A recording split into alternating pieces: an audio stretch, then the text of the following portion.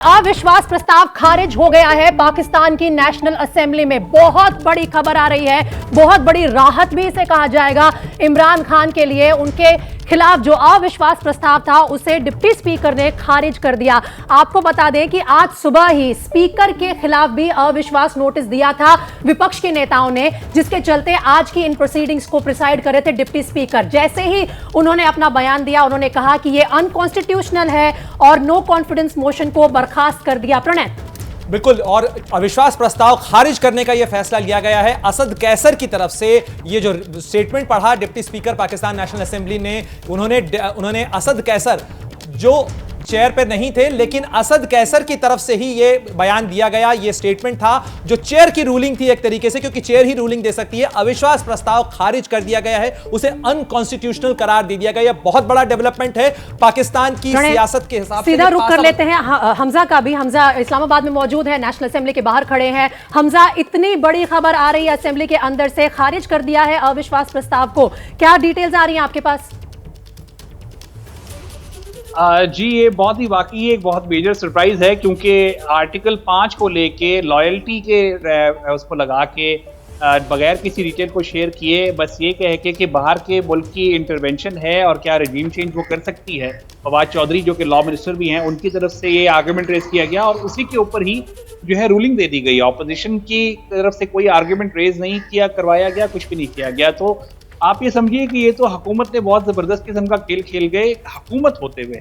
उनके चाहे वो हम सोचते ही रह गए और ये सरप्राइज आ गया, ये सबसे बड़ा सरप्राइज आ गया। आप मुझे ये बताइए कि डिप्टी स्पीकर ने ये क्यों बोला कि वो स्पीकर के हवाले से ये बयान दे रहे हैं? ये किस तरह का खेल है?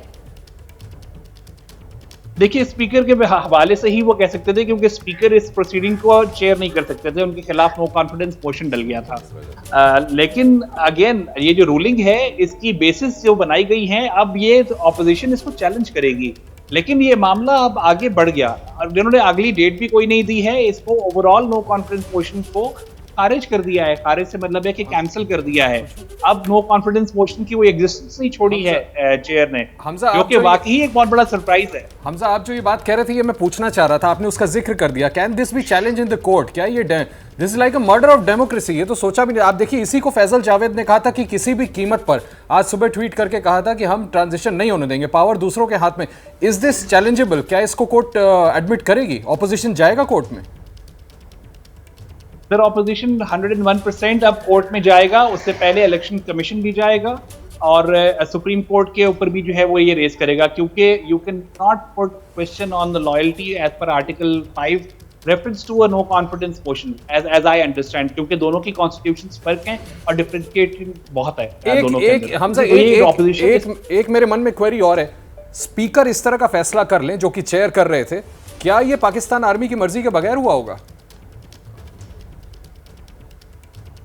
सर, मेरी अंडरस्टैंडिंग ये है कि पाकिस्तान में जो है कोई भी इस तरह की चीज एस्टैब्लिशमेंट की मर्जी के बगैर नहीं हो सकती। लेकिन मैं जहां तक ये मानता हूं, मैं जहां एक और चीज मैं आपको ये कहूं कि मैंने ये भी देखा है कि जिस तरीके से इमरान खान ने अमेरिका को ललकारना शुरू किया है, इंडिया की तारीफें शुरू किया, लगा ऐसा कि एस्टैब्लिशमेंट जितना भी जो है वो इमरान खान से दूर हटना चाह रही थी, उतना ही वो खींच रहे थे कि आप आ जाएं वरना मैं और बिगाड़ पैदा कर दूंगा।